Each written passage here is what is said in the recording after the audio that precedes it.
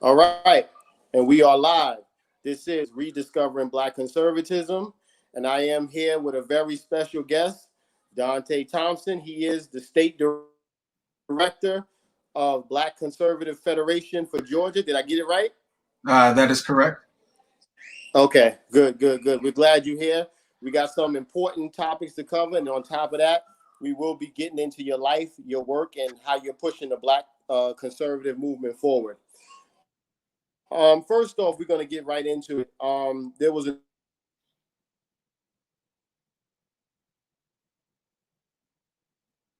report that spoke on the Baltimore Ravens. For all those that don't know, the Baltimore Ravens had a game and they stood for the Black national anthem, and they did not stand up when the regular American anthem was played. And obviously, it caused a lot of backlash, a lot of blowback. So I just want to know, as a Black conservative dealing with this situation, where do we fit on the spectrum in this conversation as a Black conservative? Well, first, I just want to say you said the other, but it's the American national anthem. Where do I stand as a Black conservative? I mean, really, in my opinion, if you want to kneel for the flag, that's your American freedom to do that. I don't agree with it at all, but if that's something that you want to make a stance about, then go right ahead and do that. My only feeling about kneeling or standing during any national anthem, the players who did not, the players who did decide to kneel during the national anthem, they can look down upon very negatively. And they may not be, it might be shown that they're not supporting Black issues or certain social issues because they did not stand for the Black national anthem. So I think we have to be very, very mindful when we start to play too much into um, the thematics about it. I think Right. the best thing that we can do, let people protest how they want to protest, whether it's wearing a shirt, a hat, kneeling, standing, clapping, or however they want to protest or make their voice be heard. I think should do it. My personal belief, I don't think you should kneel during the American national anthem, but it's up to that person. Correct. That's a good view. Now, I just want to unpack this a little more because there are other components to this, right? There was a lot of pushback on the players, but the other component is they're using the NFL's platform, right? That's So they correct. right, so they can't do it unless the NFL kind of gives them the okay, because NFL corporation are employing them and they are setting the tone in their own corporation. So do you see any culpability with the NFL? What's your take as far as the NFL's role in all of this? I think the NFL, the NBA, baseball, sports should separate itself from politics right now. There's so much that was going on in 2012, from COVID-19 to the unrest with protests. I think as football started to approach, we all began to smile a little bit because that's the one thing that brings people together. I would say next in line is music, but football is something that we all just kind of have a beer together, eat together, cheer each other on, boo each other, and it's a good feeling. I think the best thing that we can do in 2020 is remove sports and politics out of the same arena. They should not tingle in the same arena at this moment. If the athletes want to make a stand and use their platform, I think they can do that when they're not working, when they're not catching the ball, or when they're not dribbling the ball. They can do that outside of that 2 to 3 hours that we have to watch them as fans, enjoy doing what they do. Right, correct. That's very good. Well, I'm just going to put my 2 cents in. For all of those that's coming on, we're talking about the Baltimore Ravens standing for the Black national anthem. Now, my viewpoint is almost basically the same. I do believe in freedom of speech, so I would never call them a traitor or wish any harm on them because they are expressing themselves. So, with that being said, I never really looked at it as a big deal because they are expressing themselves, and And I know as free human beings, you have the choice to watch or not to watch, right? Now, if the consumers feel like this is too much and sales go down for the NFL, then that's something that they have to deal with, right?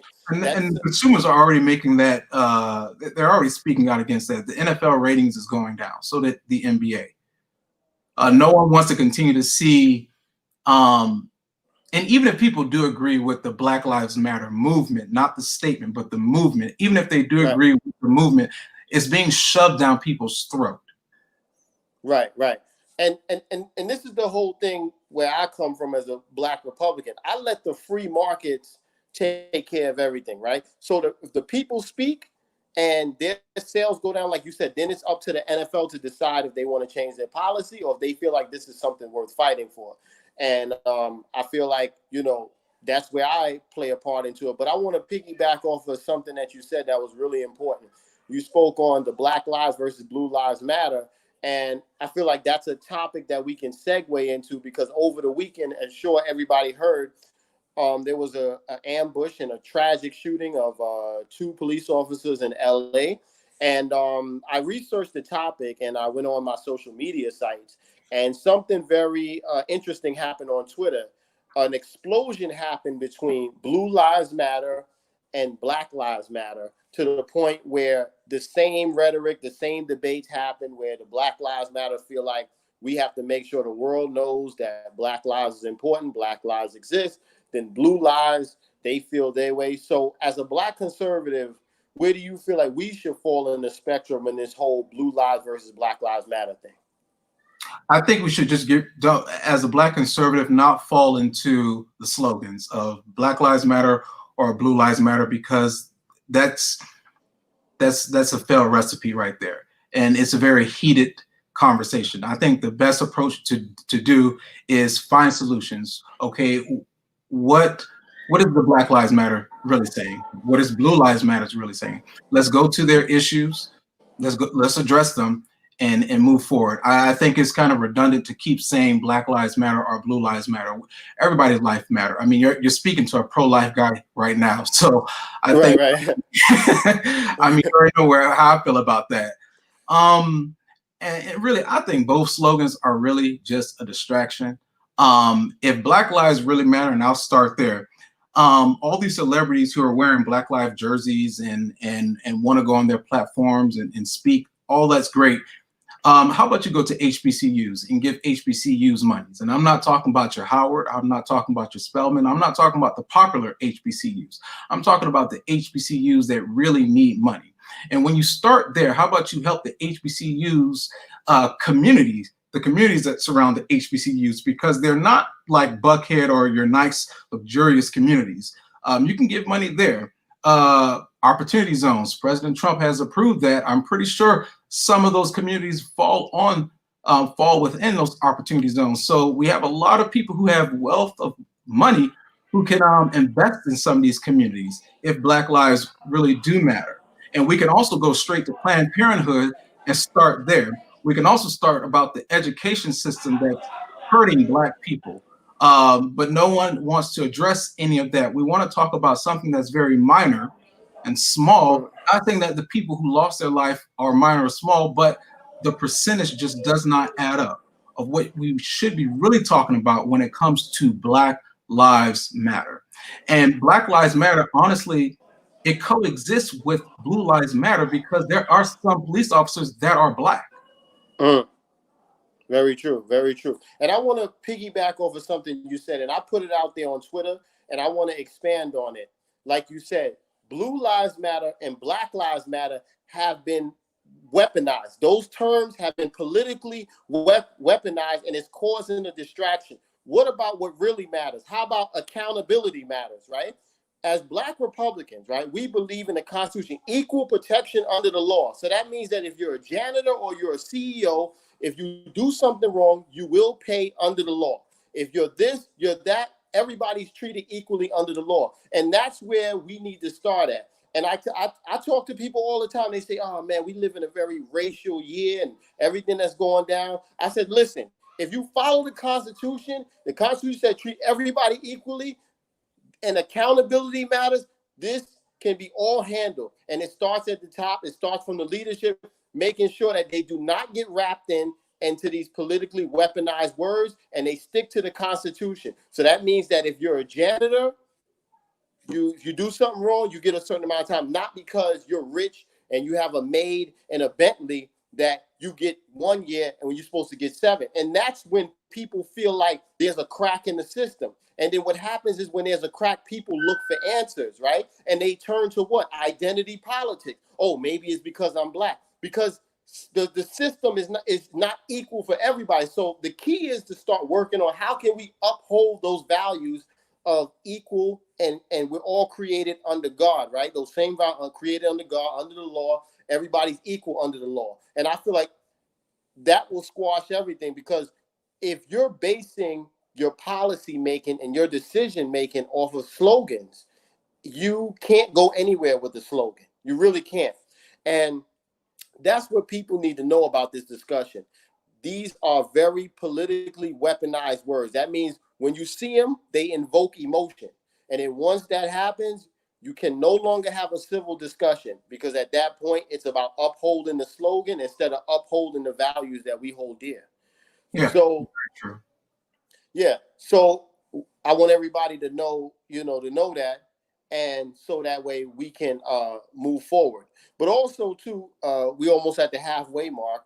I want to get into a little bit about the Black Conservative Federation and the work that you're doing in Georgia. Let the conservatives know, what you got going on down there in Georgia. All right. So the Black Conservative Federation, it is a national federation.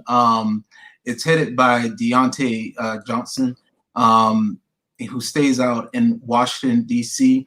And the Black Conservative Federation is pretty much the Black conservative movement. We want to speak to people who disagree with us. We want to speak with people who do agree with us.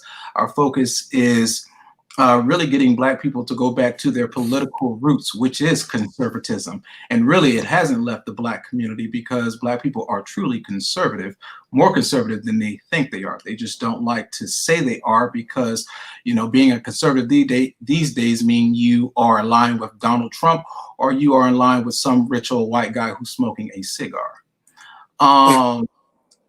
What else? Most of our heroes, Black American heroes, are Republicans. I mean, we can start with Malcolm X, we can start with Martin Luther King, we can start with Frederick Douglass, James Brown. There are so many Black people who have contributed so much to America and has made it the empire that it is. And all of them, majority of them, have conservative roots. You can look to Black people Sunday service. If that's not the most conservative place, then I don't know. You probably didn't grow up in a Black household. Right. Correct. That's very good. And like I said, for those that don't know, he is the state director for Black Conservative Federation in Georgia. So all of those that's looking. Shout out to Angela Stanton King. Very good. Yes. She is running for Congress. For all those that don't know, Angela Stanton King is running down there in Georgia. So all of those that's in Georgia, I encourage you to get involved. Don't just sit on the sidelines. If you're thinking about being conservative, you want to make a difference and be the change that you want to see. And right now, what we're going to do is we're going to get into something that people kept asking me about this whole, we spoke about celebrities getting involved. Do you think that celebrities should have a little more political training, being that they have so much influence on people? Do you think they should be more politically trained before they speak? Where do you feel like they fall on the political spectrum? Because they do have influence, right? People like LeBron James, et cetera, et cetera. They have a book just like everyone else have a book. They have access to the internet just like everyone else. I think they can really train themselves and do research and not just say what a news outlet tells you to say and just keep repeating those same bulletin points over and over and over again. So the same access that you, I, and all your viewers have, the same access that the celebrities have. Most politicians like to put celebrities up, as you already know, because they want to get the celebrities' audience to vote for them. So it can be someone who's not politically intelligent to speak to a candidate, But sometimes that really reveals how unintelligent the person really is. So I say let the celebrities speak. I mean, it really speaks to their character anyway. They don't know much about anything but doing their craft. Correct. Yeah, and I just for all the viewers, I want them to know that, like I said, if you like this show, please subscribe to David Cypher's Conservatism. Please support Deontay Johnson and the whole movement that he has going on. I encourage you to keep supporting conservatism, keep putting the values out there, talking to people about it, making sure they're aware that, like you said, conservatism is just not a group full of old rich white men, but it's becoming a big tent where people realize values like entrepreneurship, family, and faith. Those are the things that's going to lead us to a better future, or what they call the American dream. So for all of those that's watching this, I encourage you to put your thoughts down, like, share, and just be a part of the discussion. I thank my guests for coming on and being part of the discussion. And, and like I said, just support him in his movement, and you can support mine in my movement. And I thank you guys for coming. Thank you. All right. See you, man.